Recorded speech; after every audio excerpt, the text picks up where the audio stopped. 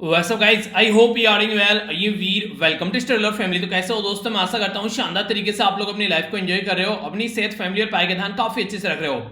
ये हमारा the Hindu newspaper का डिस्कशन रहने वाला है, काफी इंटरेस्टिंग, काफी शानदार और काफी प्यारा, काफी कुछ नया आप लोगों को यहाँ पर सीखने को मिलने वाला है। बहुत प्यारे प्यारे एडिटोरियल है जो हम लोग डिस्कस करेंगे, पर उससे पहले एक न्यूज़पेपर का ओवरव्यू लेंगे, क्या कल की दुर्घटनाएं घटी तो उनको हम लोग थोड़ा जानेंगे।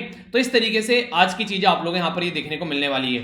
क्वेश्चन भी दूंगा लिखने के लिए, जिसका आंसर आप लोगों को लिखना है। प्रैक्टिस अच्छे से कीजिए जिससे कि अच्छे से आप लोग चीजों को आगे लेकर चल सकें। और देखिए मेंस का भी रिजल्ट अब आप लोगों का आ चुका है। अब खासकर जिनका सिलेक्शन हुआ है वो तो अच्छे से जितना ज्यादा हो सके अपना करंट अफेयर, खासकर ये जो भी आप लोगों के लोकल एरिया से रिलेटेड है उसके ऊपर फोकस देना आप लोगों को स्टार्ट करना है। और इसी के साथ में जो भी आप लोगों ने डेप्थ में जो चीजें भरी हैं या फिर आगे जो भी आप लोग सेकंड डेप्थ भरने वाले हैं उसको बहुत अच्छे से थ्रोली आप लोगों को प्रिपेयर करके चलना है। तो एक एक पॉइंट आप लोग ढंग से कवर कीजिएगा। क्वेश्चन इस तरीके से सोचने की कोशिश कीजिएगा कि अगर मैं एग्जामिनर होता तो मैं क्या क्वेश्चन पूछता सामने वाले से, ठीक है। यानी कि अपने आप को एग्जामिनर की कुर्सी पर बैठा कर देखो तो आप लोगों को क्वेश्चन भी समझ में आने लगेंगे और उनके आंसर भी आप लोगों को फिर समझ में आने लगेंगे, ठीक है, कि क्या एक्सपेक्टेशन सामने वाले की होती है। अगर इस तरीके से आप लोगों ने चीजों को पढ़ना और जानने स्टार्ट कर दिया तो फिर आप लोगों के माइंड में बहुत सारे डाउट जो हैं वो दूर होने स्टार्ट हो जाएंगे। और जिनका सिलेक्शन नहीं हुआ है देखिए वो फिर से कमर कस कर लग जाइए। हालांकि ये चीजें देखिए बोलना तो बहुत आसान है कि हाँ चलो कोई बात नहीं, अच्छा है, आगे बढ़ो, पर लेकिन इसको अपने आप को समेटना जितनी जल्दी आप लोग समेट पाओगे उतना ही ज्यादा अच्छा भी रहेगा, वरना दिक्कत भी उतनी ही ज्यादा देखने को मिलेगी। तो जो भी यूपी पीसीएस का भी बहुत सारे बच्चों का सिलेक्शन हुआ तो उनके मेल आए, अभी यहाँ पर यूपीएससी के बहुत सारे बच्चों का सिलेक्शन हुआ, कल आप लोगों ने वीडियो के नीचे भी कमेंट देखोगे बहुत सारे बच्चों का सिलेक्शन हुआ है। तो अब कितने अच्छे से आप लोग फाइनल मेरिट में अपनी जगह बना पाते हैं वो है सबसे इंपॉर्टेंट बात, ठीक है। तो अच्छे से सारी चीजों को पैटर्न में लेकर चलिए और खासकर इस तरीके से कि ताकि फाइनल डेस्टिनेशन तक आप लोग पहुंच जाएं। तो यहां तक का आप लोग आगे हैं, कोई आसान काम नहीं था, आगे भी आप लोगों को इसी तरीके से अपनी जंग जारी रखनी है। और खासकर उनके लिए जिन्होंने अब तक कोई भी इस तरीके से एग्जाम जो है वो क्लियर नहीं किया है, उनके माइंड में कई सारे डाउट रहते हैं, तो उनको भी देखिए अपने ऊपर ट्रस्ट करना सीखिए। अगर अपने ऊपर ट्रस्ट नहीं करोगे तो फिर आप लोग इस जर्नी में कभी भी सक्सेस नहीं हो पाओगे। सोचे तो जरा कि हाँ हम भी कर सकते हैं, जो ये काम कर रहे हैं वो ऐसे थोड़ा ना कहीं आसमान से उतर कर आते हैं, आप लोग के बीच में ही रहते हैं, ये खाते हैं, ये पीते हैं और इसी तरीके से उनके पास में भी 24 घंटे होते हैं। तो इसलिए अपने आप पर ट्रस्ट रखना सीखो, ठीक है। आइए सबसे पहले कुछ न्यूज जान लेते हैं हेल्थ के बारे में, कोरोना वायरस के बारे में बात की जा रही है। तो सबसे जो इंपॉर्टेंट है यहाँ पर क्या वो सबसे इंपॉर्टेंट जो बात है यहाँ पर यह है कि देखिए हमारी कंट्री में कोरोना वायरस के केसेस काफी लार्ज स्केल पर देखने को मिल रहे हैं। तो इसलिए यहाँ पर इस तरीके से इसको ध्यान रखना काफी ज्यादा जरूरी है, क्योंकि हेल्थ का इशू जो है वो काफी बड़ा इंपैक्ट डाल रहा है हर एक एरिया पर। तो खासकर इसके बारे में अवेयरनेस होनी चाहिए, दवाई पैटर्न में आनी चाहिए इसी तरीके से, ताकि हमारी कंट्री में इसको कंट्रोल किया जा सके, ठीक है। तो ये इसके बारे में है, तो आप लोग अपना ध्यान रखिए अच्छे से, जो भी जैसे मास्क लगाकर रखना है, डिस्टेंस बनाकर रखनी है और सैनिटाइजर वगैरह यूज करते रहिए ताकि आप लोग इससे डिस्टेंस बनाकर रखिए, क्योंकि इस टाइम पर हेल्थ अगर बेकार होगी तो काफी ज्यादा प्रॉब्लम फेस करनी पड़ जाएगी। नेक्स्ट बात की जा रही है यहाँ पर 5 पुलिसमैन मारे गए अभी यहाँ पर छत्तीसगढ़ के अंदर, जब यहाँ पर नक्सल जो कम्युनिटी है उसके साथ में जब यहाँ पर ये कंडीशन देखने को मिली। देखिए ये काफी बड़ी प्रॉब्लम आती है, आप लोगों ने कई सारी मूवी देखी होंगी इसके ऊपर, खासकर जब बात करते हैं हमारी ही कंट्री के लोग हैं, हमारी कंट्री की पुलिस आपस में लड़ते हैं, तो ये काफी एक नेगेटिव इंपैक्ट डालता है सोसाइटी के ऊपर। तो ये इस तरीके की जो सिचुएशन है ये कई बार देखने को मिलती है और सिक्योरिटी थ्रेट में भी इसको काउंट किया जाता है। तो इसके बारे में कुछ लिखने के लिए अगर आता है तो इसके बारे में आप लोग प्रॉपर एक A4 साइज की शीट पर आप लोग नोट्स तैयार कर लीजिए कि हमारी कंट्री में खासकर जो ईस्टर्न राज्य हैं, ठीक है, जैसे कि आप लोग देखते हैं ना ये आंध्र प्रदेश हो गया, या छत्तीसगढ़, ये बिहार, इस वाले एरिया में आप लोगों को वेस्ट बंगाल के अंदर ये सारी इस तरीके के इंसिडेंट आप लोगों को मैक्सिमम देखने को मिलते हैं। हालांकि आप फिलहाल डेट पर काफी ज्यादा कम हो गए as compare to earlier, technology के पॉइंट ऑफ से या फिर हमारी कंट्री में जो सिक्योरिटी एजेंसी है जिस तरीके से वो अपने मूवमेंट चला रही है, पर फिर भी कंडीशन जो है वो अप टू द मार्क नहीं है, ठीक है, ऐसा आप लोग बोल सकते हैं। एक मूवी भी थी जिसको समझ में नहीं आता है कि क्या क्या दुर्घटना घटती है यहाँ पर, तो एक मूवी है, मूवी का नाम भूल गया, चलिए आगे आएगी तो याद दिलाऊंगा उन्हें, जिसमें एक गाना भी है जिसमें महंगाई की महामारी ने हमारा भट्टा बैठा दिया, चले गरीबी हटाने गरीबों को हटा दिया। मूवी का नाम याद नहीं आ रही, चलिए जैसे आगे बढ़ेंगे तो मूवी का नाम बता दूंगा, ठीक है।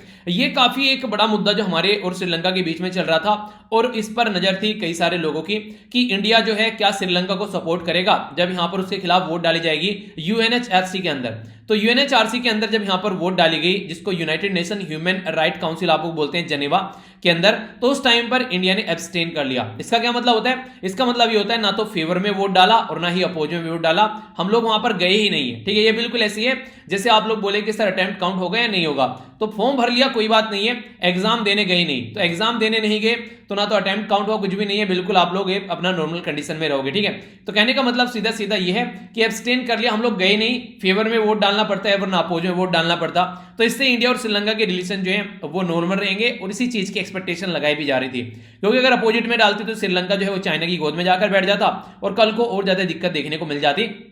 खासकर जो वहां पर आजकल में दोनों भाई महिंद राजपक्सा और उसी के साथ में गोटबिया राजपक्सा जो प्राइम मिनिस्टर और प्रेसिडेंट की कुर्सी पर बैठे हुए हैं, वे पहले से हमारी कंट्री के लिए कोई ज्यादा अच्छे नुमाइंदे हैं नहीं, तो इसलिए इंडिया के द्वारा ये एक स्टेप जो लिया गया ये काफी हद तक आप लोग एक न्यूट्रल स्टेप बोल सकते हैं। बाकी आप लोगों की क्या राय है, ये सही स्टेप लिया गया फिर गलत, आप लोग क्या सोचते हैं इसके बारे में? तो being a citizen of India आप लोग इसके बारे में बता सकते हैं। पर हाँ, एक ग्लोबल लीडर होने के नाते अगर ह्यूमन राइट का कोई ऐसा इशू आता है और इंडिया ऐसे एब्सटेन करता है तो ये कहीं ना कहीं हमारी जो इमेज है उस पर एक नेगेटिव इंपैक्ट डालेगा, क्योंकि जिस तरीके से हम लोग म्यांमार पे चुप हैं, रोहिंग्या कम्युनिटी के इशू पर चुप थे, अब यहाँ पर अपनी कंट्री से रिलेटेड जो साउथ इंडिया में ये मुद्दा चल रहा है इसके ऊपर चुप हैं, तो हम लोग जैसे बोलते हैं ग्लोबल लीडर बनना है, तो इस तरीके से ग्लोबल लीडरशिप नहीं आएगी कि हम लोग मुद्दों पर ही अपना राय नहीं रखते हैं, जहां पर हमको वोट डालनी चाहिए वहां पर वोट नहीं डालते हैं, तो ये कहीं ना कहीं इस चीज को फिर अंडरमाइन करेगा। ठीक है, तो ये कुछ बातें हैं जो पॉइंट है जो आप लोग यूज कर सकते हैं कहीं आंसर राइटिंग के अंदर भी। आगे चलते हैं, यहां पर बात की जा रही है फॉरेनर के बारे में, foreigner can apply after rule are notified. तो हमारी कंट्री की जो होम मिनिस्ट्री है अमित शाह जी के अंडर में है, उनके द्वारा ये बात बोली गई है लोकसभा के अंदर में कि जो फॉरेनर है जो सिटीजनशिप अमेंडमेंट एक्ट के तहत अप्लाई कर सकते हैं एक बार जो रूल और रेगुलेशन है जब उनको नोटिफाई कर दिया जाएगा। तो इसके चलते देखते हैं क्या कंडीशन आगे बनती है। ये वही रूल और रेगुलेशन है, ये वही एक्ट है जिसके चलते काफी लार्ज स्केल पर हमारी कंट्री में प्रोटेस्ट रहा कि ये एक तरीके से रिलीजन के नाम पर जो लोगों में मतभेद कर रहा है। ठीक है, तो ये वही रूल है। और हाँ देखिए, वीडियो थोड़ी सी आप लोगों को लेट देखने को मिल सकती है क्योंकि मॉर्निंग में लगभग 6 साढ़े 6 बजे के करीब जो है इंटरनेट जो है वो काफी प्रॉब्लम कर रहा है, बार बार आ रहा है, बार बार जा रहा है। अगर जब वीडियो बन जाएगी अपलोड करूंगा, अगर उस टाइम पर इंटरनेट नहीं हुआ तो थोड़ी सी प्रॉब्लम आप लोगों को ये देख सकती है कि लेट थोड़ी वीडियो आ सकती है। ठीक है, क्वालिटी में कोई कॉम्प्रोमाइज नहीं कर रहा हूं। जो बच्चे कह रहे थे कि सर काफी धुंधला दिखता है, इसको थोड़ा सा इंप्रूव किए, 720 तक कम से कम लेकर आइए, अब 1000 से ऊपर पहुंचा दिए, तो मुझे नहीं लगता कि अब क्वालिटी में कोई आप लोगों को दिक्कत देखने को मिल रही होगी। शानदार तरीके की क्वालिटी, चाहे आप लोग मोबाइल में देखिए, लैपटॉप में देखिए, चाहे टीवी में देखिए, कहीं पर भी कोई दिक्कत नहीं नजर आएगी। ठीक है, तो ये थोड़ा इंटरनेट को देखिए मेरे हाथ में नहीं है यार, मोबाइल से अपलोड करूंगा ज्यादा से ज्यादा, वरना तो जो नॉर्मल मैंने वाईफाई लगा रखा है 100 MBPS का है, तो वो अगर आएगा तो फिर तो 1 मिनटों में अपलोड हो जाती है, मिनटों क्या सेकंडों में हो जाती है। पर लेकिन जब वो नहीं रहता है तो मोबाइल से अपलोड करना एक महाभारत हो जाता है। ठीक है, तो उसमें थोड़ा टाइम लग जाता है, आधा घंटा, पौना घंटा, 1 घंटे तक भी लग जाता है, तो वो थोड़ा सा आप लोग पेशेंस करिएगा। ठीक है, आगे बात करते हैं। यहाँ पर जो बात की जा रही है सेलिब्रेशन के बारे में होली के, तो खासकर दिल्ली के अंदर ये बोला जा रहा है कि जो सेलिब्रेशन है वो थोड़ा सा बचे उससे, और आप लोग ये काफी अच्छे से इसके बारे में थोड़ा समझ लीजिए, एक दूसरे के गले मिलना, ये सारी चीजें थोड़ा सा भी डिस्टेंस बनाकर रखिए, क्योंकि कोरोना बड़ी जल्दी मिलेगा अगर गले मिलेंगे। ठीक है, होली की शुभकामनाएं मिले ना मिले, कोरोना की शुभकामनाएं जरूर मिलेगी, क्या पता कौन इंसान कहां घूमकर किस कंडीशन में कहां से आ रहा है, तो ये सारी चीजें थोड़ा सा आप लोग ध्यान रखिएगा। 23 मार्च हमारी कंट्री में शहीद दिवस के रूप में सेलिब्रेट किया जाता है। 3 ऐसे महान स्वतंत्रता सेनानी जिन्होंने गर्व से पूरी कंट्री का सीना चौड़ा कर दिया अंग्रेजों के खिलाफ खड़ा होकर, और एक ऐसी लहर, एक तरीके से ऐसी लहर डाली लोगों के, जो खासकर जो नवयुवक थे उनके दिल में, कि वो सब खड़े हो गए अपनी कंट्री के लिए लड़ने के लिए और एक आजादी की सांस लेने के लिए। तो उसी आजादी की सांस को सेलिब्रेट किया जा रहा है यहाँ पर, खासकर जो सिंगू बॉर्डर है जहां फार्मर प्रोटेस्ट कर रहे हैं, तो उसी के बारे में ये नजारा दिखाया गया है। यहां पर ये सोचने वाली बात है, नॉर्मल तो एक न्यूज थी छोटी सी, मैं चाहता तो इसको स्किप कर सकता था, पर लेकिन कहीं ना कहीं जब उसको थोड़ा गहराई में जाकर सोचो कि 12 वुमेन किल्ड एज ए बस, ऑटो रिक्शा आपस में कोलाइड हो गई, कहां पर, ये एमपी यानी कि मध्य प्रदेश के अंदर। आप लोग ये देखिए 12 महिलाओं की जान चलेगी, इसका मतलब ये कि 12 परिवार जो हैं वो सूने पड़ गए, बहुत सारे बच्चे जो हैं उनकी माता की डेथ हो गई, उनकी मां चली गई दुनिया में से। तो ये ऐसी सिचुएशन जब देखने को मिलती है तो कहीं ना कहीं हमारी कंट्री में जो ट्रांसपोर्ट सेक्टर है उसके बारे में सोचने के लिए मजबूर कर देता है कि हमारी कंट्री में लगभग 1.5 लाख लोगों की जान जाती है हर साल रोड एक्सीडेंट में। तो इसके चलते अभी बोला भी गया था हमारी कंट्री में जो road transport and highway minister Nitin Gadkari साहब के द्वारा कि हम लोग इसको कम करेंगे, 75,000 पर लेकर आएंगे 2025 तक का। पर लेकिन जैसी सिचुएशन देखने को डे बाय डे मिल रही है उससे ये लग नहीं रहा है कि ये टारगेट हम लोग इस लेवल पर अचीव कर पाएंगे, क्योंकि बहुत सारे ऐसे केसेस निकल कर आते हैं। तो इसके बारे में अवेयरनेस फैलाना, कई बार आप लोगों ने देखा वो छोटी छोटी रिक्शा रहती हैं, दुनिया भर के लोगों को उनमें बैठाकर चलते हैं वे, तो इस तरीके से कंडीशन रहती है। इसी के साथ में कहीं से भी कोई भी किसी भी तरीके से कई बार सिग्नल फॉलो करके नहीं आता है, किधर से भी निकल के आ जाता है। यहां पर आप लोग किसी के साथ में एक्सीडेंट न करें, और लेकिन आपको कोई ना कोई ठोकर चला जाएगा। तो आप लोगों को भी यहां पर थोड़ा ध्यान रखना पड़ेगा। रोड पर कहीं भी चल रहे हैं तो ये मत सोचिए हम लोग सही चल रहे हैं, तो बिल्कुल आप लोग ये भी देखना है कि सामने वाला भी कोई आकर ऐसी दुर्घटना में आप लोगों को डाल सकता है, तो इसका आप लोगों को भी ध्यान रखना पड़ेगा। ठीक है, तो जरा सी दुर्घटना जो है वो इस तरीके से आप लोगों को झेलनी पड़ सकती है, जैसा आप लोग यहां पर देख सकते हैं। तो ये सारी सोचने वाली बात है थोड़ा सा कि कब तक चीजें इंप्रूव हो पाएंगी। तो अगर कुछ लिखने के लिए आता है हमारी कंट्री में रोड एक्सीडेंट के बारे में, तो इस तरीके के आप लोग इंसिडेंट वहां पर मेंशन कर सकते हैं कि कैसे हम लोगों को इंफ्रास्ट्रक्चर जो है वो डेवलप करना चाहिए और किस तरीके से क्या क्या फैसिलिटी प्रोवाइड करानी चाहिए। आप लोगों को पता है अभी यहां पर बंगाल के अंदर इलेक्शन है, तो उसी को लेकर बोला गया कि 2 लाख करोड़ रुपए खर्च किए जाएंगे सुंदरबन डेल्टा, जिसको सुंदरी ट्री भी आप लोगों ने सुना होगा, उसी के नाम पर इस डेल्टा का नाम सुंदरबन डेल्टा रखा गया है। और सुंदरबन जो डेल्टा है, अगर आप लोग इसको मैप में देखेगा तो ये पर्टिकुलर एरिया आप लोगों को देखने को मिलेगा बे ऑफ बंगाल वाले रीजन में। तो इंडिया और जो बांग्लादेश वाला रीजन है, ये यहां पर सुंदरबन डेल्टा आप लोगों को देखने को मिल जाता है। इंपॉर्टेंट जो क्वेश्चन आप लोगों से बन सकता है इस पर्टिकुलर एरिया के बारे में, तो याद रखिएगा यहां पर जब रिवर जाकर गिरती है इसके अंदर, जब ब्रह्मपुत्रा और गंगा एक जगह मिलने के बाद में यहां पर जाकर मिलती है, तो इसको मेघना रिवर के नाम से जानते हैं। गंगा जो रिवर है यहां पर, ये गंगा रिवर जब यहां पर डिवाइड हो जाती है अपनी, जो बेसिकली आप लोग देखेंगे यहां पर एक तो होगी हुगली, ये डिस्ट्रीब्यूटरी, और एक होगी पद्मा। ठीक है, तो जब बांग्लादेश में जाती है तो इसको पद्मा बोल देते हैं। ब्रह्मपुत्रा जब यहां पर आकर जाती है तो इसको जमुना बोल देते हैं, और जब ये नीचे जाकर बोलती है तो इनको मेघना बोल देते हैं। तो यहां पर ये आप लोग को देखने को मिलेगा सुंदरबन डेल्टा। तो सुंदरी एक ट्री है जिसके नाम पर इस डेल्टा का नाम रखा गया है। तो इसको डेवलप करने की बात की जा रही है। अगर जीत कर आते हैं हमारी कंट्री में, जो प्रेजेंट गवर्नमेंट है, सेंट्रल गवर्नमेंट, उसके द्वारा ये यहां पर बताया जा रहा है। ठीक है, तो ये यहां पर खर्च करेंगे 2 लाख करोड़ रुपए उसको डेवलप करने के लिए, क्योंकि कई सारे साइक्लोन, जैसे कि साइक्लोन एम्फन देखने को मिला, वो भी याद रखिएगा, ये आप लोग का बे ऑफ बंगाल वाले रीजन में देखने को मिला। बहुत सारे लोगों को वहां पर डिस्प्लेस करना पड़ जाता है। मॉनसून जब आता है तो काफी दुर्घटना देखने को मिल जाती है। अच्छा, एक क्वेश्चन बताइए जो मैंने आप लोग कई बार पढ़ाया, रिविजन वीडियो में मैंने आप लोगों को पढ़ाया था, वो बात की जा रही है एक पर्टिकुलर आइलैंड के बारे में जो सुंदरबन डेल्टा के आसपास में आप लोगों को देखने को मिलेगा। वो आइलैंड है जहां पर रोहिंग्या कम्युनिटी को बसाने की बात की जा रही है बांग्लादेश गवर्नमेंट के द्वारा, और कई सारे इन्वायरमेंटलिस्ट जो है उसके ऊपर अपना क्वेश्चन मार्क लगा रहे हैं कि सही नहीं है। तो उस आइलैंड का नाम आप लोगों को बताना है। ठीक है, तो इंपॉर्टेंट है, आप लोगों को उसके बारे में पता होना चाहिए। कई बार न्यूज में रहा और कई बार मैं आप लोगों को उसके बारे में पढ़ा भी चुका हूं। ठीक है, नेक्स्ट बात करते हैं, ये बात की जा रही है इंडस वाटर पैनल के बारे में। सबसे पहले तो क्वेश्चन ही बनता है कि इंडस वाटर ट्रीटी किस किस के बीच में है, तो यह इंडिया और पाकिस्तान के बीच में। अभी बोला गया कि 116वां राउंड हुआ यहां पर, जो बेसिकली यहां पर परमानेंट इंडस कमीशन है उसके बारे में बात की जा रही है। देखिए, हमारी कंट्री और इंडिया के बीच में काफी पुरानी, हमारी कंट्री और पाकिस्तान के बीच में काफी पुरानी ट्रीटी है, तो उसको लेकर ये कोशिश की जाती है कि कैसे चीजों को नॉर्मलाइज करना है। तो इसके बारे में क्वेश्चन आप लोगों से बन सकता है। तो इंडस वाटर ट्रीटी के बारे में थोड़ा जान लेते हैं। इंडस वाटर ट्रीटी यहां पर हमारी कंट्री और पाकिस्तान के बीच में साइन की गई थी 1960 में। तो 1960 में 19 नवंबर को ये ट्रीटी साइन की गई थी। हमारी कंट्री के प्राइम मिनिस्टर उस टाइम पर जवाहरलाल नेहरू जी थे, और पाकिस्तान के जो प्रेसिडेंट थे ये थे अयूब खान। और यहां पर जो मिडिलमैन, बिचौलिया, या फिर जिसको ब्रोकर, या फिर जिसको आप लोग दलाल बोलते हैं, तो दलाल वर्ड सुनकर थोड़ा सा ऐसा लगता है कि हाँ याद रखा जा सकता है। ठीक है, अब ना कि रूम दिला देना कि यार दलाल को देखता हूं किसी, तो ब्रोकर होते हैं बेसिकली, मिडिलमैन बोल सकते हैं। एक सभ्य शब्द अगर यूज किया जाए तो वो वर्ल्ड बैंक है। अगर इंडस वाटर ट्रीटी में ब्रोकर का नाम बोले या फिर आप लोगों से पूछे कि मिडिलमैन कौन है, तो वो है वर्ल्ड बैंक, जो कि यहां पर हेल्प प्रोवाइड कराता है। यहां पर टोटल मिलाकर 6 रिवर है, जिनमें से 3 रिवर इंडिया के हिस्से में आती है और 3 पाकिस्तान के। तो जो पाकिस्तान के हिस्से में आती है वो रिवर है यहां पर इंडस, एक है झेलम और एक है चेनाब। ये 3 रिवर पाकिस्तान के हिस्से में आती है, और रवि, ब्यास और जो सतलज है वो इंडिया के हिस्से में आती है। इनका पावर, इसका पानी जो है इनके द्वारा शेयर किया जाता है। ठीक है, तो इसके बारे में ये कुछ बातें हैं जो याद रख सकते हैं। अभी यहां पर बात की जा रही है कमीशन की, जो है इंडस वाटर कमीशन। ये यहां पर अगर कोई डिस्प्यूट होता है, कोई लड़ाई होती है दोनों के बीच में, तो उसको यहां पर सोल्व करने का काम करता है। हालांकि जो इंडस रिवर है, जिसका नाम यहां पर इस ट्रीटी का नाम इसके नाम पर रखा गया है, वो चाइना से ओरिजिनेट होती है। और इंटरेस्टिंग फैक्ट यहां पर यह कि चाइना ही यहां पर इंडस वाटर ट्रीटी का पार्ट नहीं है। ठीक है, तो ये ऐसे भी क्वेश्चन आप लोगों से पूछे जा सकते हैं कंफ्यूजन में डालकर, तो हल्का सा आइडिया आप लोग इसके बारे में भी रख सकते हैं। आगे चलते हैं। म्यांमार में जो जुंता गवर्नमेंट है, बेसिकली आज के दिन में जो पावर में है यहां पर, जो मिलिट्री इनकी, जिसके द्वारा कू किया गया यहां पर अभी रिसेंटली, तो उसके बारे में बात की जा रही है। तो ये डिफेंड कर रहे हैं कि हाँ, जो क्रैकडाउन अभी चल रहा है कंट्री के अंदर, जो दुर्घटनाएं चल रही है, वो उसको सही बता रहे हैं और बोल रहे हैं कि हमारी कंट्री का बेसिकली उसको हम लोग हैंडल करने की कोशिश कर रहे हैं। तो ये बेसिकली देखिए, आप लोग बोल सकते हैं कि काफी दयनीय कंडीशन बन गई है पड़ोसी देश में, जो कि एक आसानी से नॉर्मल से एक गवर्नमेंट चल रही थी, अब उसके खिलाफ सारी चीजें देखने को मिल रही है। ठीक है, तो ये कितने हद तक सही है, तो ये सोचने वाली बात है। पहले आप लोगों ने देखा रसिया जो है वो चाइना की गोद में जाकर बैठ गया, ठीक है। अभी अफगानिस्तान जो है उसका मुद्दा कुछ ऐसे चल रहा है, काफी बड़ा रोल प्ले कर रहा है। कुछ दिनों पहले हम लोगों ने बात की थी यहाँ पर किसके बारे में, हम लोगों ने बात की थी यहाँ पर बेसिकली ईरान के बारे में। तो ईरान के साथ में एक ह्यूज कॉर्पोरेशन साइन किया गया रसिया के द्वारा। अब यहाँ पर जो नेक्स्ट इसी पैटर्न में आप लोग देखने को मिलेगा तो हो सकता है म्यांमार, अगर म्यांमार के अंदर शांति नहीं बनाई गई तो म्यांमार भी कल को यहाँ पर चाइना के फेवर में काम करता हुआ नजर आएगा।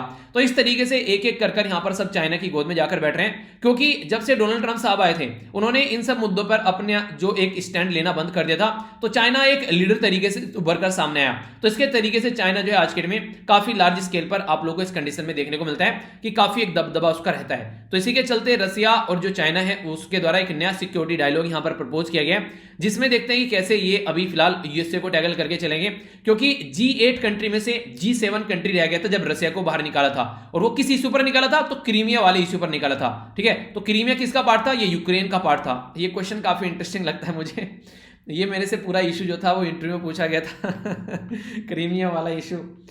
चलिए जो भी है आगे चलते हैं।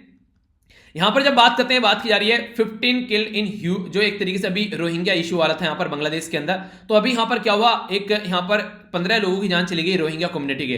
रोहिंग्या कम्युनिटी वो कम्युनिटी है जो कि नॉर्मली रहती तो म्यांमार में थी, पर उनके ऊपर इतना ज्यादा अत्याचार किया गया कि जान बचाकर वो भागे। आज के डेट में लगभग ये माना जाता है कि 9 से लेकर 11 लाख, काउंट किसी ने किया नहीं है, कि रोहिंग्या कम्युनिटी आज के डेट में बांग्लादेश में है। तो बांग्लादेश की अर्थव्यवस्था इसकी वजह से काफी ज्यादा चरमरा रही है, काफी ज्यादा प्रॉब्लम देखने को मिल रही है। काफी सारे लोग भुखमरी का शिकार हो रहे हैं, और जैसे जैसे मानसून आता है तो ये भी रहता है कि कैसे इनकी जिंदगी आगे बढ़ेगी। तो बहुत सारी ऐसी सिचुएशन देखने को मिलती है। तो देखते हैं कैसे चीजों को नॉर्मलाइज किया जाता है, तो इसके बारे में आइडिया रखेगा। आगे चीजें आएंगी फिर देखेंगे इनके बारे में, ठीक है। आज का जो आप लोगों का मैप बेस्ड क्वेश्चन है ये है सुलूसी, जाकर मैप में नहीं हारेगा, बाकी काफी कुछ इंटरेस्टिंग डिस्कस करेंगे। और अगर ये 2 वीडियो आप लोग देखकर चल रहे हैं तो करंट अफेयर आप लोग के कब्जे में रहेगा, इन 2 वीडियो को आप लोग एंजॉय कर सकते हैं। काफी अच्छे तरीके से सारी चीजें डिस्कस की जाती है नॉर्मली बैकग्राउंड इन्फॉर्मेशन के साथ में। मॉर्निंग में आप लोगों ने अगर वीडियो देखी है तो आप लोगों ने देखा होगा कि हिस्ट्री की भी बैकग्राउंड आप लोगों को बताया जाता है अच्छे से। तो कहने का मतलब ये है कि एक तरीके से ये वीडियो अगर देखते हैं आप लोग दोनों, तो करंट अफेयर में मुझे नहीं लगता कि आप लोगों को कोई हरा सकता है, ठीक है। तो करंट अफेयर और इसी के साथ में स्टैटिक पोर्शन भी काफी अच्छे से यहां पर कवर किया जाता है बैकग्राउंड इन्फॉर्मेशन के साथ में, ठीक है। अब आर्टिकल के ऊपर नजर डालेंगे, कौन कौन से आर्टिकल हम लोग को डिस्कस करने हैं। देखिए आंसर राइटिंग डेली आप लोगों को दिया जाता है। आंसर राइटिंग जो बच्चे लिख रहे हैं काफी अच्छा है, उनको उसका फायदा देखने को मिलेगा। खासकर रिजल्ट है उसमें आप लोगों ने देखा भी होगा, जिसने प्रैक्टिस किया, कई सारे बच्चे लिख रहे थे काफी अच्छा फायदा हुआ सर, जो डेली प्रैक्टिस करने के लिए क्वेश्चन देते थे। काफी कॉन्फिडेंस है और काफी सारे रिलेवेंट जो आर्टिकल थे वो वहां पर आप लोगों ने जो मेंस का आंसर राइटिंग क्वेश्चन डिस्कस किया था, मैंने उस टाइम पर भी बताया था। तो यार ये सारी चीजें देखिए बिल्कुल ऐसे जैसे मांझी के द्वारा पहाड़ तोड़ना, अगर आराम आराम से आप लोग लगे रहेंगे तो ये सारी चीजें हो जाएंगी, आप लोग के अंदर कॉन्फिडेंस भी आएगा। पर लेकिन अगर सोचे कि अलादीन का चिराग आ जाए और एक दिन में घिसे और सब कुछ सही हो जाए, तो वो तो आज तक वायर नहीं होने वाला है। तो इसलिए डे बाय डे आप लोगों को काम करना पड़ेगा, लगकर काम करना पड़ेगा, ठीक है। आर्टिकल देख लेते हैं। पहला जो आर्टिकल है यहाँ पर ये बेसिकली बात करेगा मुंबई के अंदर, यानी कि अभी महाराष्ट्र के अंदर जो एलिगेशन लगाई जा रही है गवर्नमेंट के ऊपर। अभी यहाँ पर रिसेंटली एक पुलिस कमिश्नर के द्वारा, जो फॉर्मर पुलिस कमिश्नर थे, वो मुद्दा समझाया गया है। तो आर्टिकल के ऊपर यहाँ पर नजर डालेंगे। केरला के अंदर पॉलिटिक्स के बारे में बात की जा रही है, केरला के अंदर इलेक्शन है, तो उसी को लेकर क्या क्या बातें हैं, तो ये हमारे लिए काम का नहीं है। बड़ा ही प्यारा आर्टिकल लिखा गया है साउथ एशिया के अंदर बेसिकली पावर ट्रेड को लेकर, यानी कि साउथ एशिया के अंदर कैसे पावर ट्रेड किया जा सकता है, तो उसके बारे में आर्टिकल है, जानेंगे यहाँ पर। सुप्रीम कोर्ट के अंदर किस तरीके से कमेंट करने चाहिए महिलाओं को लेकर, उसके बारे में आर्टिकल है। खासकर जब यहाँ पर सेक्सुअल वायलेंस का कोई केस आता है तो जानेंगे इसके बारे में भी। यहाँ पे फिर से बेसिकली जो आर्टिकल है ये भी आप लोगों को पता है, सेंट्रल गवर्नमेंट के द्वारा अभी एक लेजिस्लेशन पिक्चर में लाया गया है, जिसमें दिल्ली गवर्नमेंट की जो पावर है वो कहीं ना कहीं अंडरमाइन की जा रही है, इलेक्टेड गवर्नमेंट की, और एलजी को पावर दी जा रही है। जिसको नहीं पता है तो कोई बात नहीं, टेंशन मत लीजिए, वीडियो के एंड में एक ओवरव्यू आप लोगों को जरूर दूंगा। वैसे 2-3 बार पहले बता चुका हूं, पर फिर भी एक ओवरव्यू आप लोगों को जरूर दूंगा, ठीक है, ताकि जो फर्स्ट टाइम देख रहे हैं उनको भी पता चल सके। देखिए जो कोई फर्स्ट टाइम लेक्चर देखते हैं तो वो लिख सकते हैं कि हाँ न्यू मेंबर, एन लिख सकते हैं या फिर न्यू मेंबर लिख सकते हैं आप लोग। इसी के साथ में जो पुराने देख रहे हैं तो वो लिखिए ओल्ड इज गोल्ड, ठीक है क्योंकि वो तो कंटिन्यूअस देख ही रहे हैं। ओके, तो यहां पर अगर बात करूं इसके बारे में, नेक्स्ट जो आर्टिकल है यहां पर ये बात करें क्रिमिनल जस्टिस सिस्टम के बारे में। अभी हमारी कंट्री में एक विष्णु तिवारी नाम के एक पर्टिकुलर पर्सन थे, वो 43 ईयर तक अभी जेल में रहकर आए, वो सॉरी 43 की एज में अभी जेल से निकल कर आए, जो कि लगभग 20 साल जेल में उनके द्वारा बिताए गए। उनके ऊपर आरोप था उस रेप का, पर लेकिन बाद में लगा कि बाद में जो साबित हुआ वो देखा कि कोई भी रेप उनके द्वारा नहीं किया गया था। तो ये केस उसके बारे में तो समझेंगे क्या क्या सोल्यूशन हो सकता है अगर इस तरीके की दुर्घटनाएं फ्यूचर में देखने को न मिले, उस इंसान की जिंदगी जो है बर्बाद हो गई। 20 साल समझ रहे हैं आप लोग, वो बातें की जा रही है। इंडिया और ताइवान के रिलेशन के बारे में आर्टिकल लिखा गया, कहां पर ये ताइवान और क्या कंडीशन है समझेंगे। ये यहां पर अभी जो बेसिकली दिल्ली के बारे में जो मैंने आप लोगों को बताया अभी, उसी के बारे में कार्टून है, इसको भी देखेंगे। और ये डेटा पॉइंट है किस तरीके से कंडीशन देखने को मिल रही है कोरोना की, ठीक है। तो दिखाया जा रहा है कि दिल्ली में जो एलजी यानी कि लेफ्टिनेंट गवर्नर की जो पोस्ट है वो ज्यादा ताकतवर हो गई है as compare to chief minister की, क्योंकि चीफ मिनिस्टर छोटा दिखाया जा रहा है और यहां पर एलजी जो है वो बड़ा बना दिया गया है। तो उसी के बारे में ये बात की जा रही है। कोरोना के केसेस जो है कंपेयर किया जा रहा है महाराष्ट्र में कंट्री में सबसे ज्यादा केसेस और जो टेस्ट हैं वो सबसे ज्यादा देखने को मिल रहे हैं। तो महाराष्ट्र में फिर से एक नई वेव निकल कर आ रही है जो कि वो ज्यादा क्विक देखने को मिल रही है एज कंपेयर टू अर्लियर, उसमें भी कोई कमी नहीं निकल कर आ रही है। तो उसी के चलते यहां पर ये फंडा है, ठीक है। तो देखते हैं सिचुएशन कैसे बनती है। ओके, तो आइए सबसे पहले जो यहां पर आर्टिकल देखेंगे एक कर पहले यहां पर हम लोग आर्टिकल देखते हैं बेसिकली जो जुडिशरी है वो कैसे डील करती है अगर सेक्सुअल कोई वोलेंस देखने को मिलता है महिलाओं के साथ में। तो सुप्रीम कोर्ट की इस तरीके की गाइडलाइन के बारे में बात की जा रही है। सबसे पहले तो क्वेश्चन आप लोगों के सामने बात की जा रही है कि to break the silence on जो एक तरीके से बायस होती है अगेंस्ट द वुमेन, यानी कि वुमेन के खिलाफ जो एक तरीके से पक्षपात किया जाता है उस पर चुप्पी तोड़नी चाहिए। किस किस को, खासकर एक तो हर एक पर्सन को जो एक तरीके से जो रेस्पॉन्सिबल पोस्ट पर है, जैसे कि इंस्टीट्यूशन हो गया, सुप्रीम कोर्ट के द्वारा चुप्पी तोड़ी गई, और खासकर जो इंपॉर्टेंट पोजीशन पर है। तो इसके ऊपर आप लोगों को कमेंट करना है। तो 200 से 250 ये सब में आप लोगों को आंसर लिखना है। बेसिकली बताना है कि जो पैट्रियार्कल सोसाइटी आज के दिन में हमारी पुरुष प्रधान जो देश है उसके अंदर महिलाओं की दुर्दशा कैसी देखने को मिलती है, कैसे हम लोग उसको ट्रीट करते हैं, तो उसके बारे में ये क्वेश्चन लिखना है, बेसिकली आंसर देना है आप लोगों को, ठीक है। तो आप लोग इसको टेलीग्राम पर भी दे सकते हैं, फेसबुक पर भी दे सकते हैं, या फिर वीडियो के नीचे कमेंट बॉक्स में भी लिख सकते हैं। तो सारे ऑप्शन ओपन है, जहां पर मन करिए जरूर लिखेगा और एक दूसरे का आंसर जरूर रिव्यू करना, ठीक है। टाइम अभी है कम से कम 2 महीने पहले तक तो आप लोगों को आंसर लिखने छोड़ने ही नहीं है। और अगर आप लोग अगर पुराने खिलाड़ी हैं यूपीएससी के, तो मैं तो बोलूंगा कि आप लोग कॉन्टिन्यूअस कम से कम एक तो क्वेश्चन लिख ही सकते हैं ना, टाइम निकालकर लगभग आधा घंटा भी अगर आप लोग लेंगे तो एक तो क्वेश्चन आप जनरल स्टडी का और एक ऑप्शनल का, ये कंटिन्यू रखिए और अपना बाकी का सारी चीजें करते रहिए। क्योंकि यार देखिए प्रीलिम्स क्वालिफाइंग है, पर लेकिन at the end of the day आप लोगों को जो सिलेक्शन होगा वो मेंस के बेस पर ही होगा। पर मैं ये भी नहीं कह रहा हूं कि प्रीलिम्स को इग्नोर कर दे, क्योंकि प्रीलिम्स ही नहीं होगा तो कैसे काम चलेगा। तो एक बैलेंस अप्रोच काफी ज्यादा इंपॉर्टेंट हो जाती है यूपीएससी के अंदर, ठीक है। सबसे पहले बात करते हैं, हमारी कंट्री एक पैट्रियार्कल सोसाइटी है, पैट्रियार्की यानी कि पुरुष प्रधान देश है। यहां पर महिलाओं को अंडरमाइन किया जाता है, महिलाओं को इग्नोर किया जाता है। तो इसके चलते कई सारी ऐसी कंडीशन देखने को मिलती है। इवन जो जुडिशरी भी है वो भी बेतुके कई बार ऐसे आरोप लगा देती है, जैसे कि अगर अभी केस के बारे में बात करें, मध्य प्रदेश हाईकोर्ट के द्वारा क्या बोला गया, एक सेक्सुअल ऑफेंडर था, उसको बोला गया कि आप इसको मतलब जो महिला है उसको राखी बांध दे। तो यहां पर कुछ ना कुछ इस तरीके से देखने कि आप लोग इसके साथ में शादी कर लो तो आप लोगों को छोड़ दिया जाएगा, आप लोग यहां पर कंपनसेशन मांग लो तो उसकी आप लोगों को छूट मिल जाएगी, राखी बांध दो तो फिर आप लोगों की सजा कम कर दी जाएगी। ये बेतुके केस जो देखने को मिलते हैं ये कहीं ना कहीं हमारी सोसाइटी में दिखाते हैं कि हमारी सोसाइटी में जो पुरुष प्रधान सोसाइटी में महिलाओं को कैसे ट्रीट किया जाता है। तो उसी के चलते 18 मार्च को अभी यहां पर कुछ गाइडलाइन लाई गई ताकि सेक्सुअल जो भी क्राइम होते हैं, महिलाओं के साथ में जो भी दुर्घटनाएं घटती हैं, उसका कुछ सोल्यूशन निकाला जा सके, उसको थोड़ा सा एक सही डायरेक्शन दी जा सके। तो इसी के चलते 2 जज हमारी कंट्री में, जिनका नाम है AM खानवेलकर और दूसरे यहां पर रविंद्र भाट, तो इनके द्वारा यहां पर अभी एक तरीके से जो स्टेप उठाए गए उसको वेलकम किया गया है। क्योंकि कुछ दिनों पहले आप लोगों को याद होगा हमारी कंट्री के जो चीफ जस्टिस ऑफ इंडिया है, ये 47th chief justice of India है हमारी कंट्री के। अभी जो नए चीफ जस्टिस ऑफ इंडिया बनकर आने वाले हैं वो है 48 यानी कि 48। उनका नाम आप लोग बताइए क्या है, उनका नाम कम से कम पता होना चाहिए। तो यहां पर अगर बात करें जो present chief justice of India, उनके द्वारा भी ये बोला गया था कि अभी रिसेंटली उन्होंने एक लॉयर को बोला कि उनका जो क्लाइंट है, जो रेपिस्ट है, कि वो क्या शादी करेगा विक्टिम के साथ में, अगर वो शादी करेगा तो उसको छोड़ दिया जाएगा। ये कौन सा तरीका है, मतलब वो रेप कर रहा है और उसको शादी करने के लिए न्योता दिया जा रहा है। तो हालांकि बाद में चीफ जस्टिस ऑफ इंडिया के द्वारा बोला गया कि मेरी जो कोर्ट थी, मैंने जो बात बोली थी उसको गलत तरीके से प्रेजेंट किया गया है। आखिर इस डायरेक्शन में बढ़ाई क्यों इंसान अगर गलत तरीके से प्रेजेंट किया जा रहा है। और ऐसे बहुत सारे आप लोगों ने देखा था, हम लोगों ने केस डिस्कस किए थे, कहीं पर कंपनसेशन की बात की जाती है तो कहीं पर यहां पर इस तरीके से शादी करने की, और कहीं पर बीच बचाव की बात की जाती है कि मीडिएट करके मैटर को सुलझा लेते हैं भारी बार, यानी कि सामने वाले की जिंदगी बर्बाद कर दी, उसकी सोसाइटी में इज्जत बर्बाद कर दी। तो उस केस को हम लोग इतना लाइटली लेकर चलते हैं कि ताकि आगे भी फ्यूचर में ऐसे केस होते रहे, क्योंकि अगर उनके मन में डर नहीं रहेगा, खौफ नहीं रहेगा, तो फिर ऐसी दुर्घटनाएं आप लोगों को देखने को मिलेगी। तो खानवेलकर जो भाट बैच है यहां पर, इनके द्वारा अगर बात करें तो इनके द्वारा बोला गया कि आप लोगों को देखिए, अगर कोई ऐसा शादी करने वाली बात है या फिर कोई ऐसा कॉम्पनसेशन देने वाली बात है, कॉम्प्रोमाइज करने वाली बात है, सेक्स ऑफेंडर और विक्टिम के बीच में, इन सब चीजों से आप लोगों को बचना चाहिए। बीइंग ए जज आप लोगों का एक तरीके से जो काम है वो एक बिचौलिया बनने का नहीं है, वहां पर आप लोगों का ये नहीं है कि कैसे उनको छोड़ना है, आप लोगों का काम है कि जो सजा उसको सुनानी चाहिए, जो काम उसके द्वारा, जो हरकतें उसके द्वारा की गई है उसकी सजा क्या हो सकती है, बेसिकली वो आप लोगों का मुद्दा होना चाहिए, ना कि आप लोग यहां पर एक बिचौलिया का काम कर रहे हैं कि हाँ चलो मीडिएशन करवा देते हैं, सेक्स वो क्या कहते हैं एक तरीके से रेप तो कर लिया, चलो देख लेते हैं क्या कॉम्पनसेशन दिया जा सकता है। ये बहुत ही घटिया हरकत होती है अगर देखा जाए तो एक महिला के लिए, खासकर जिसकी एक तरीके से सोसाइटी में इस तरीके से उसको ट्रीट किया जा रहा है। और खासकर कई बार ऐसे कमेंट भी आते हैं, इवन जो हाई पोस्ट पर बैठे हुए हैं, कई बार हमारे पॉलिटिशियन भी ऐसी हरकतें करते हैं कि आखिर रात में बाहर घूमी क्यों रही थी, मतलब जिसने रेप किया जो लड़का था या फिर जो भी इंसान था वो भी तो रात में बाहर घूम रहा था, उसको क्यों नहीं बोला कि तुम रात में क्या कर रहे थे बाहर। इसी के साथ में क्लोथ कपड़े छोटे पहनते हैं, मतलब तुम बनियान और निक्कर पहन के घूमो कोई बात नहीं है, अगर वो इसी तरीके से कुछ पहने तो दिक्कत है। तो ये जो इस तरीके की घटिया सोच जो सोसाइटी में देखने को मिलती है, इससे ऊपर उठने की जरूरत है, क्योंकि एक तरीके से मेल और फीमेल को अगर इक्वल ट्रीटमेंट नहीं दिया जाएगा तो ये सी दुर्घटनाएं देखने को मिलेगी। और एजुकेशन सिस्टम में काफी बड़ा इंप्रूवमेंट होना चाहिए, वो बहुत बड़ा रोल प्ले करेगा इस पर्टिकुलर एरिया में, खासकर जो बच्चों की स्टार्टिंग से नैतिक शिक्षा अगर आप लोग लेकर चलें तो काफी बड़ा एक आगे चलकर चीजों को सुधारेगा।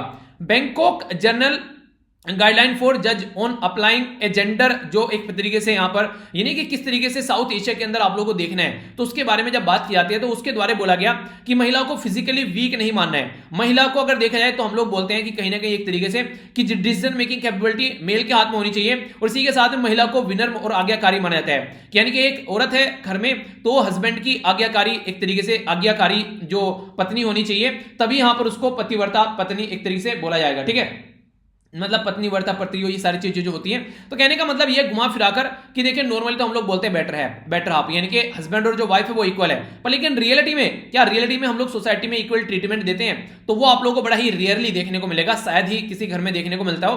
तो इस तरीके कंडीशन आज के डेट में भी नहीं देखने को मिलती है। जब आजादी की 75वीं सालगिरह हम लोग सेलिब्रेट कर रहे हैं, उस टाइम पर भी हम लोग ये डिस्कस कर रहे हैं कि क्या मेल और फीमेल को इक्वल ट्रीटमेंट दिया जाता है। उस टाइम पर भी सस्टेनेबल डेवलपमेंट गोल जब हम लोग बात करते हैं तो उसमें हम लोग बात करते हैं जेंडर इक्वलिटी के बारे में। जब इतने हम लोग बात करें, एक साइड में चांद पर पहुंच गए, बात करें हम लोग मंगल ग्रह पर पहुंच गए, और हम लोग पता नहीं कहां कहां पहुंच रहे हैं, और एक साइड में हम लोग सोसाइटी में इतना डिवाइडेड है, तो ये सोचने के लिए मजबूर तो कम से कम करते हैं कि हम लोग रियलिटी में कहां जा रहे हैं। ठीक है, अगर आज के डेट में बात करें तो जो जेंडर वायलेंस होते हैं उनको छुपाने की कोशिश की जाती है, कहीं ना कहीं जो साइल एक तरीके से चुप्पी साधे रखते हैं अगर कोई ऐसी दुर्घटना हो जाती है, ताकि इज्जत बेइज्जती वाली बात सामने आ जाती है, उस तरीके से कंडीशन देखने को मिलती है।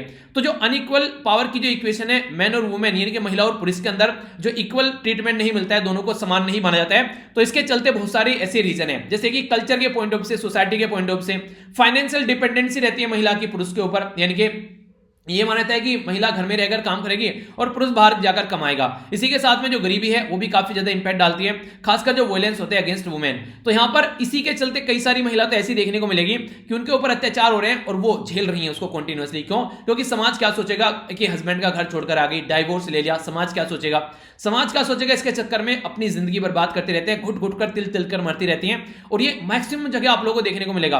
पिछले दिनों जब मैंने आर्टिकल डिस्कस किया था, ना होने में भी कम से कम ऐसे ही कोई 45 से 50 के करीब ऐसे मेल थे जिसमें कई सारी लड़कियों के द्वारा इस तरीके की सिचुएशन से अपने आप को बाहर निकालकर डाइवोर्स ले लिया गया है, और वो आज के दिन में खुश हैं। उस जिस नरक में वो रह रही थी, जिस नरक में वो मर रही थी, दिन दिन तिल तिल कर आज के दिन में खुश हैं। हालांकि सोसाइटी उनके ऊपर आज भी टेर में भी कई सारे उल्टे सीधे कमेंट करती है, पर लेकिन कम से कम डेली मरने से ज्यादा बेटर है कि ये कमेंट सुन लेना, अपने हिसाब से अपनी जिंदगी को तो जी रहे हैं तो वो ज्यादा बेटर है। वरना एक तरीके से इतनी बुरी बुरी कंडीशन भी देखने को मिलती है कि मुझे मेल पढ़कर भी सदमे में आ जाता हूं। मैंने कहा यार क्या जिंदगी झेल रही थी ये, मतलब किस तरीके से हिम्मत की बात है वहां से निकल कर आना भी। तो ऐसी भी कंडीशन आप लोगों को देखने को मिलती है यार। तो ये सिचुएशन हम लोग को थोड़ा सुधारनी पड़ेगी।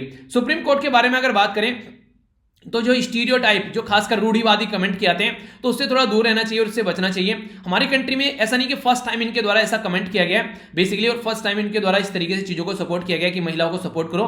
इससे पहले यहां पर जस्टिस डीवाई चंद्रचूड़ के द्वारा यहां पर मिनिस्ट्री ऑफ डिफेंस और इसी के साथ में बबीता का यहां पर केस जब पहुंचा था कोर्ट के अंदर में, तो आर्मी में महिलाओं की कंडीशन क्या होनी चाहिए, उनको मैन के इक्वल मानना चाहिए या नहीं मानना चाहिए, वो केस था। तो उसके चलते यहां पर पैसे तो हम लोग एक तरीके से पैट्रियार्कल सोसाइटी है, तो उससे हम लोग को थोड़ा ऊपर उठना पड़ेगा। और इसी के साथ में जो महिलाओं को हम लोग एक केज में रखने की कोशिश करते हैं कि महिला तो बस यही काम करेगी, मतलब तुम कोई भी काम कर लो बस महिला ये काम करेगी, तो उससे बाहर निकलना पड़ेगा। ये काफी ज्यादा जरूरी है क्योंकि हमारी कंट्री में लगभग 50% के करीब महिलाएं हैं। अगर हम लोग 50% पॉपुलेशन को अपने साथ में लेकर नहीं चलेंगे तो कैसे हम लोग एक सुपर पावर बनेंगे, कैसे हम लोग अपनी कंट्री को एक डेवलप कंट्री बनाएंगे, कैसे हम लोग अपनी पूरी जो एनर्जी है उसको यूटिलाइज करेंगे। 50% एनर्जी तो पीछे छोड़कर चल रहे हैं, तो इसलिए सबको साथ में लेकर चलना काफी ज्यादा जरूरी है।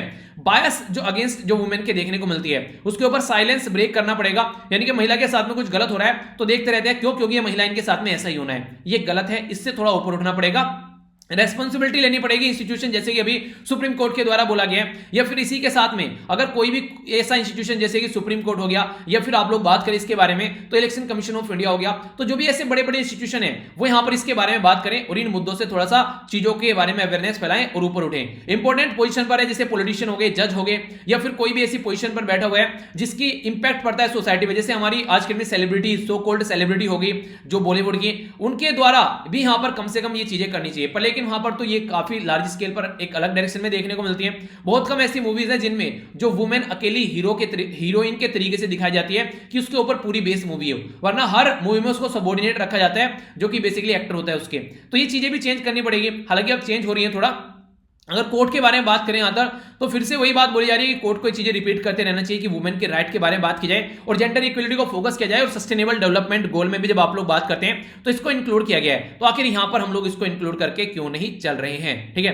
तो इसके बारे में ये बात थी जो कि इंपॉर्टेंट केस था, इसके बारे में याद रखिएगा, क्वेश्चन कई बार एग्जाम में बन जाते हैं, ठीक है। आगे चलते हैं, एक और इंपॉर्टेंट केस है यहां पर जो बात की जा रही है इस पर्टिकुलर पर्सन के बारे में। 43 एज इनकी अभी हो चुकी है, जो अभी रिसेंटली 20 साल ये यहां पर जेल में रहकर है। नाम है इनका विष्णु तिवारी।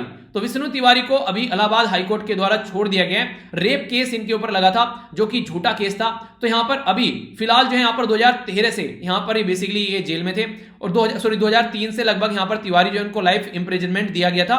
तो इसके चलते इंडियन पीनल कोड और इसी के साथ में जो schedule caste and schedule tribe prevention act है, एक सेकेंड,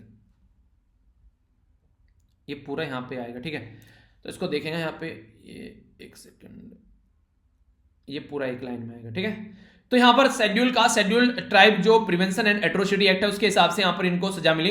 तो इलाहाबाद हाई कोर्ट के अंदर यहां पर ये लगभग 16 साल तक पेंडिंग पड़ा रहा है मैटर। आप लोगों को पता है कितने सारे केस पड़े रहते हैं। तो नॉर्मली कई बार जो जैसे मान लीजिए एक वकील हो गया एक पर्टिकुलर पर्सन का, इनका विष्णु तिवारी का, एक वकील हो गया सामने वाले का जिसने आरोप लगाए हैं। तो पता चला विष्णु तिवारी के वकील को पैसे खिला दिए, और Vishnu Tiwari up to the mark नहीं है, अपने फैमिली बैकग्राउंड से एक गरीब इंसान है, तो उसको जेल में डालकर इतने दिन तक रखा जा सकता है। ये यहां पर साबित कर दिया गया है कि गलत केस में भी लोगों को फंसाया जा सकता है, ठीक है। तो इस तरीके से कई बार डॉक्यूमेंट प्रस्तुत नहीं किए जाते हैं, जो वकील होता है कई बार प्रॉपर वे में सही फॉर्मेट में प्रस्तुत नहीं किए जाते हैं। तो ये बोला गया कि जो इनके जो तिवारी साहब के जो लॉयर थे, इनके वकील थे, उन्होंने कोई ज्यादा इंटरेस्ट दिखाया नहीं इनके केस में, जिसकी वजह से यहां पर ये केस जो इतने लंबे समय तक चलता रहा। और यहां पर ये कंडीशन देखने को मिली कि इस टाइम में इनके पेरेंट्स की डेथ हो गई और 2 ब्रदर की भी जान चली गई इसी बीच में, यानी कि 20 साल में इनकी दुनिया उजड़ गई, ऐसा आप लोग बोल सकते हैं। फिर यहां पर श्वेता सिंह राणा थी जिनके द्वारा ये केस लिया गया अपने हाथ में 2019 में, और 2019 से लेकर 2021 में आप लोग देखते हैं ये जेल से छुटकर भी आ गए।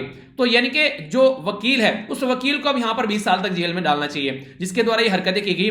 तो ये सारी सिचुएशन आप लोग यहां पर समझ सकते हैं कि कहीं ना कहीं अगर वकील चाहे तो किस हद तक यहां पर खिलवाड़ कर सकता है एक पर्टिकुलर पर्सन के साथ में। तो यहां पर फैक्ट ये है कि एक फ्री पर्सन अभी आज के डेट में है, पर लेकिन अगर कोई सिंसियर लॉयर नहीं है और प्रॉपर फैमिली जो है वो एक पावरफुल फैमिली नहीं है, उसके पास में ठीक ठाक पैसा नहीं है, तो ऐसी दुर्घटना देखने को मिलेगी कि मैक्सिमम जो आज के में जेल में पड़े हुए ना 70 से 80% लोग वो हैं जिनके पास में यहां पर आज के में ठीक ठाक फैमिली बैकग्राउंड नहीं है, इवन बेल पर भी आने के पैसे नहीं है। तो ये सिचुएशन आप लोग अंडरस्टैंड कर सकते हैं। तो गरीबी चरम रेखा पर है और गरीबी जो है वो यहां पर भी एक अपना इंपैक्ट डालती हुई नजर आती है। इसी के चलते अगर आगे बात करें यहां पर देखिए हमारी कंट्री में कहीं ना कहीं अगर आज के डेट में बात करें तो ऐसा नहीं होना चाहिए कि पर्टिकुलर अमीर है वो छुटकर आ जाता है, गरीब है जेल में पड़ा हुआ है। और खासकर अगर बात करें जैसे कि कई सारी ऐसी पर्सनैलिटी हैं जो कि बाहरी रहती है, अंदर जाती नहीं है, वो इस तरीके से बाहरी बार उनके मैटर सुलझ जाते हैं। तो ऐसी सिचुएशन भी देखने को मिलती है। तो इसके चलते हम लोग को इसके ऊपर फोकस देकर चलना पड़ेगा कि कैसे सॉल्यूशन करना है, एक प्रॉपर सही सिस्टम यहां पर होना चाहिए। नेक्स्ट बात करें तो वेरियस जो इंस्टीट्यूशन है, खासकर पुलिस हो गया, प्रोसिक्यूटर हो गया, लीगल सर्विस अथॉरिटी हो गया या फोरेंसिक लैब होगी, इनके सबके जो सबूत निकल कर आते हैं, इनके द्वारा जो सबूत इकट्ठे किए जाते हैं वो काफी बड़ा इंपैक्ट डालती है। तो उनको आपस में कोऑर्डिनेट करना चाहिए और सही डायरेक्शन में चीजों को लेकर चलना चाहिए।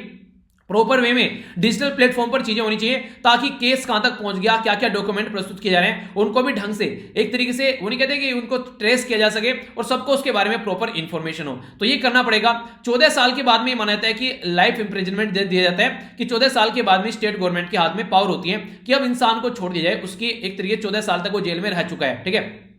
लाइफ इंप्रिजनमेंट नॉर्मली 14 साल तक देखा जाता है, पर लेकिन यहां पर इसको भी यहां पर इग्नोर किया गया। 20 साल तक ये इंसान जेल में रहकर आया, तो यहां पर भी कोई प्रॉपर वे में चीजें आगे लेकर नहीं चलेगी।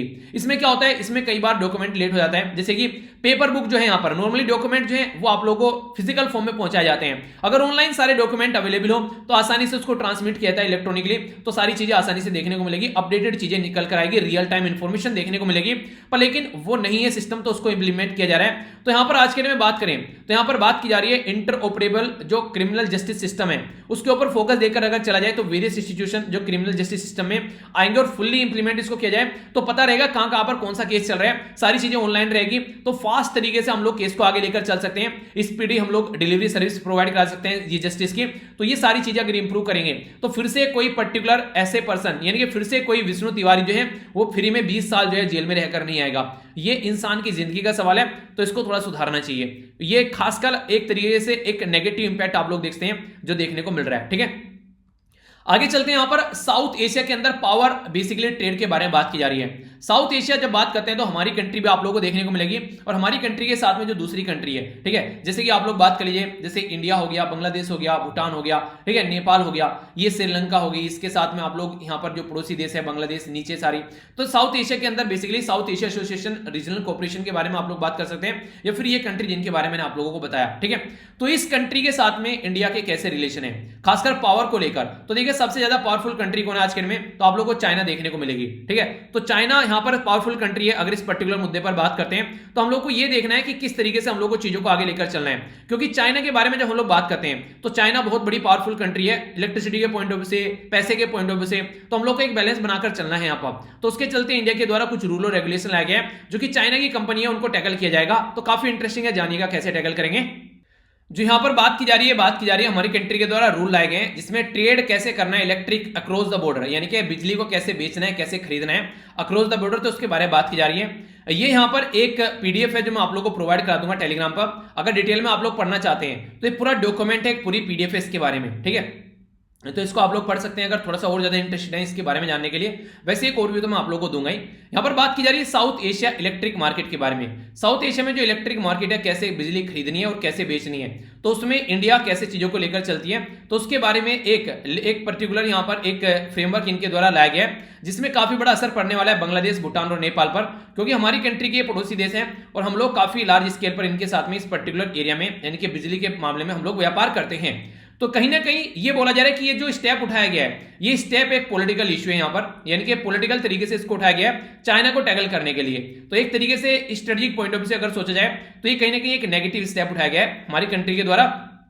पर लेकिन चाइना को टैकल करने के बारे में बात करें तो एक बैलेंस बनाना भी काफी ज्यादा जरूरी है इस पर्टिकुलर रीजन में, तो वो भी आप लोग देख सकते हैं। तो ये जो डॉक्यूमेंट में बोल रहा हूं तो इसके बारे में बात की जा रही है। यहां पर बोला जा रहा है कि बेसिकली एक प्रोसीजर है जो अप्रूवल करेगा इंपोर्ट और एक्सपोर्ट जो क्रॉस बॉर्डर इलेक्ट्रिसिटी है, तो उसके लिए यहां पर काम किया जाएगा। तो ये हमारी कंट्री में भारत सरकार का जो मिनिस्ट्री ऑफ पावर का जो बेसिकली डॉक्यूमेंट है इसके बारे में मैंने बात की, जो आप लोग को प्रोवाइड करा दूंगा टेलीग्राम पर। तो अगर ज्यादा पढ़ना चाहते हैं इसके बारे में तो आप लोग पढ़ सकते हैं। बेसिकली रूल ऑफ ओनरशिप की बात की जा रही है। पहले तो रूल ऑफ ओनरशिप के बारे में क्या बात की जा रही है, यानी कि अगर कोई कंपनी जो यहां पर बांग्लादेश के अंदर है, नेपाल के अंदर है, भूटान के अंदर है, और हमारी कंट्री और बांग्लादेश के बीच में अगर बिजली खरीदनी और बेचनी है तो ओनरशिप जो उस कंपनी का होना चाहिए वो उस पर्टिकुलर कंट्री के पास में ही होना चाहिए। यानी कि ऐसा नहीं है कि वहां पर कोई और कंट्री यानी कि जैसे चाइना ने आकर वहां पर कंपनी स्टेब्लिश कर दी और वो वहां पर काम कर रही है तो वो हमको बिजली नहीं बेचेगी। तो ये बात यहां पर बोली गई है, यानी कि कहने का मतलब ये डिस्करेज किया जा रहा है ताकि यहां पर जो दूसरी कोई कंपनी है थर्ड कंट्री यानी कि जैसे चाइना पार्टिसिपेट करते हैं यहां पर, तो उसके चलते उनको रोका जा सके, और खासकर जैसे चाइना हो गया, ठीक है। और नेक्स्ट यहां पर जो पावर सेक्टर जो कोऑपरेट करेंगे इंडिया के साथ में, तो एक तरीके से अगर इंडिया के साथ में कोई कोऑपरेट करके चल रहा है, ठीक है, तो उनको यहां पर एक तरीके से कहने का मतलब ये कि हमारी कंट्री के साथ में अगर सही रिलेशन में तो उनको सही इंप्लीमेंट किया जाएगा। बाकी थर्ड कंट्री इसके साथ में ये बायलैटरल एग्रीमेंट जिसके साथ में नहीं है उसको बेसिकली यहां पर डिस्करेज किया जा रहा है कि बेसिकली एक ये है कि तीसरा कोई पर्सन बीच में ना आए, इन्हीं कंट्री के साथ मिलकर काम करने हैं, ठीक है। ये बिल्कुल ऐसे है जैसे रूल ऑफ ओरिजिन बोला जाता है, उसमें क्या रहता है, मान लीजिए हमको इंडिया और आज के डेट में इंडिया और नेपाल की बात कर लीजिए। चलिए, इंडिया और नेपाल को कोई व्यापार करना है, नेपाल हमें कोई प्रोडक्ट बेच रहा है और वो प्रोडक्ट चाइना नेपाल को बेच रहा है और चाइना का जो प्रोजेक्ट है वो नेपाल हमको बेच रहा है। तो इसका मतलब क्या हो गया, रूल ऑफ ओरिजिन उस प्रोडक्ट का क्या है, वो है आज के डेट में चाइना। तो नेपाल ने तो खरीदा या फिर चाइना ने सस्ते में दे दिया, चलो भाई नेपाल वाले तुम भी पैसा कमा लो, तो वो सिचुएशन हम लोग को थोड़ी समझनी पड़ेगी। तो बेसिकली रूल ऑफ ओरिजिन यहां पर ये होना चाहिए, रूल ऑफ ओनरशिप उसी कंट्री का होना चाहिए, किसी बाहर का नहीं होना चाहिए। तो चाइनीज कंपनी जो इन्वेस्ट करती है यहां पर, प्लांट स्टेब्लिश करती है नेपाल, भूटान, बांग्लादेश के अंदर, तो उनको टैकल करने की कोशिश की जा रही है। पहली इंपॉर्टेंट बात, ट्राईपार्टाई एक एग्रीमेंट है भूटान, बांग्लादेश और इंडिया के बीच में, तो उसको भी एक तरीके से आगे लेकर चला जाएगा और ताकि यहां पर कोई दूसरी कंट्री पार्टिसिपेट न करें। तो चाइनीज इन्वेस्टमेंट को यहां पर हटाया जा रहा है, बल्कि यहां पर जो प्राइवेट सेक्टर अगर कोई करना चाहता है इन्वेस्टमेंट तो उसको यहां पर अलाउ किया जा रहा है। ठीक है, यानी कि गवर्नमेंट के बीच में नहीं है, हालांकि पहले तो बिल्कुल ऐसे ही कर देता, तो इसको थोड़ा सा नॉर्मल करने की कोशिश की जा रही है। तो राइटर जो है इसके ऊपर क्वेश्चन मार्क लगा रहे हैं कि हमारी कंट्री के द्वारा एक डॉक्यूमेंट प्रस्तुत किया गया था, इसको बोला गया था one sun one world one grid, यानी कि इसको OSOWOG, ये याद रखिएगा क्या है यहां पर, one sun one world one grid. One sun मतलब सूरज एक है, इसके लिए एक ही वर्ल्ड है, यानी कि पूरी पृथ्वी पर यहां पर उसी की रोशनी पड़ती है, तो एक ही ग्रिड होना चाहिए।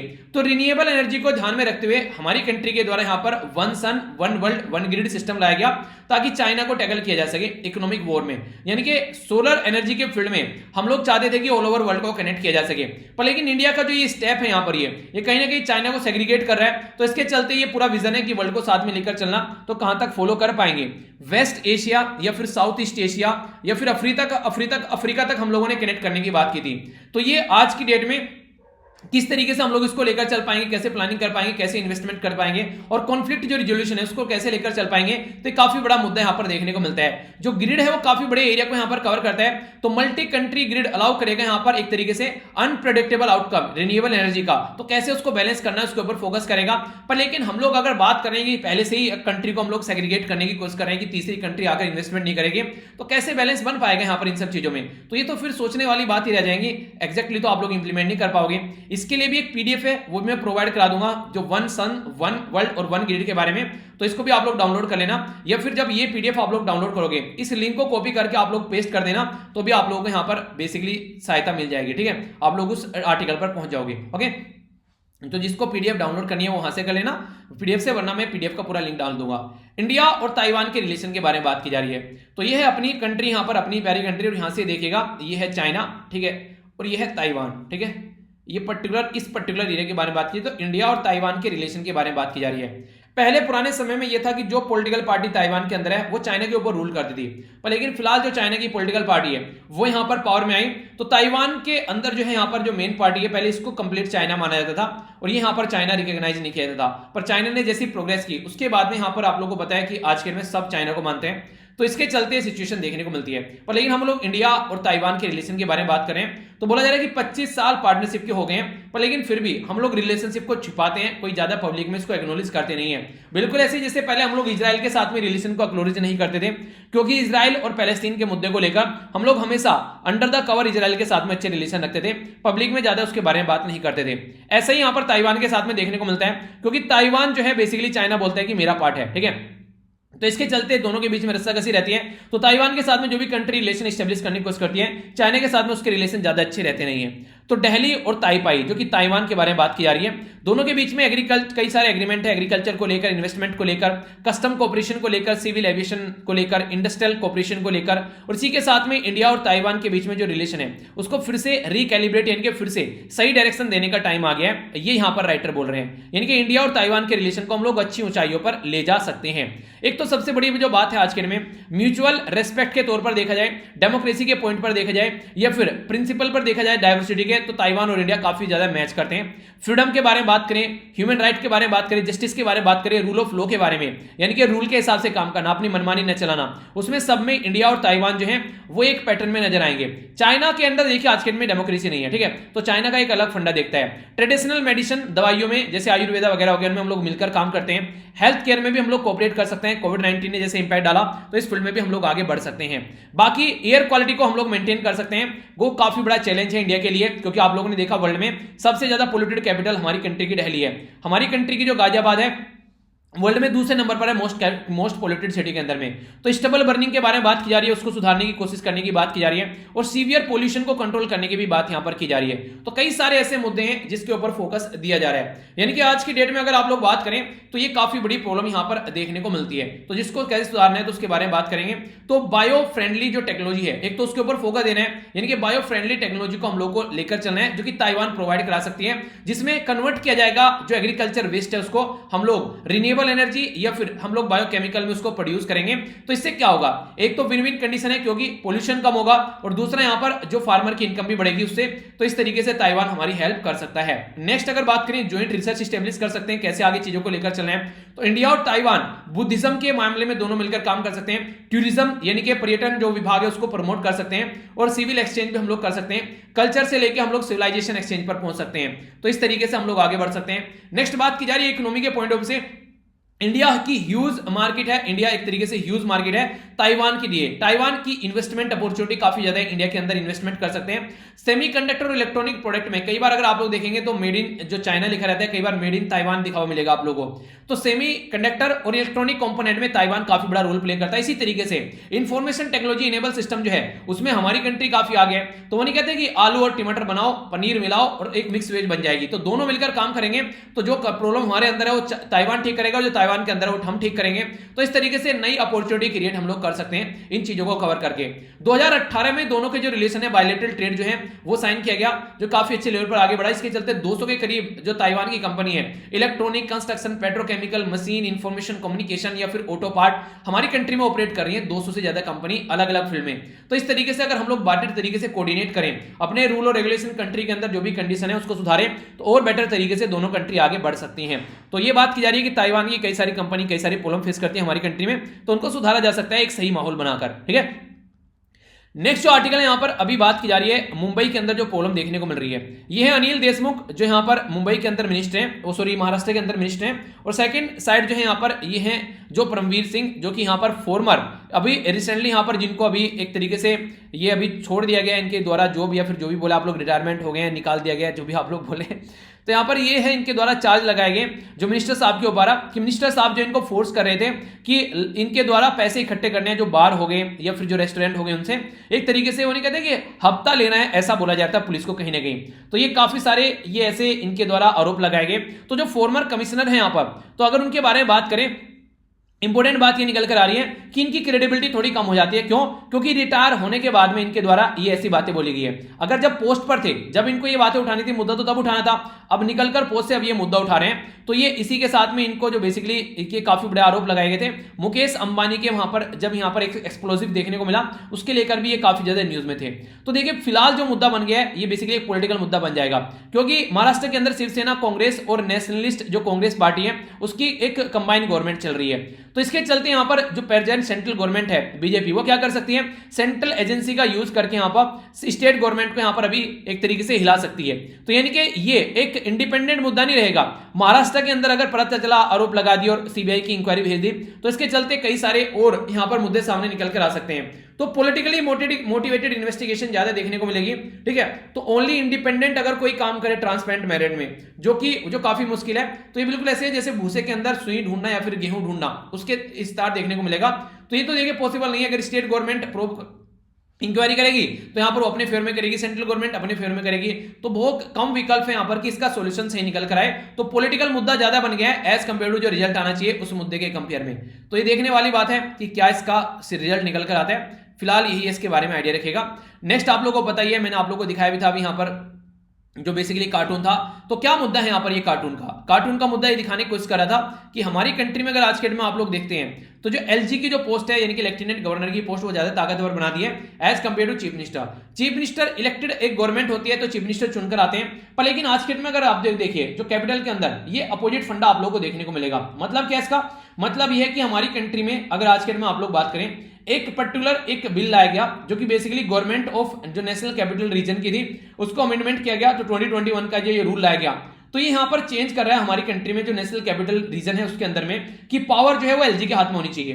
तो 1991 के एक्ट में चेंज किया जा रहा है कि जो एलजी माना जाएगा पावरफुल एज कंपेयर टू यहां पर जो इलेक्टेड गवर्नमेंट है, तो उसी को लेकर रस्साकसी चल रही है।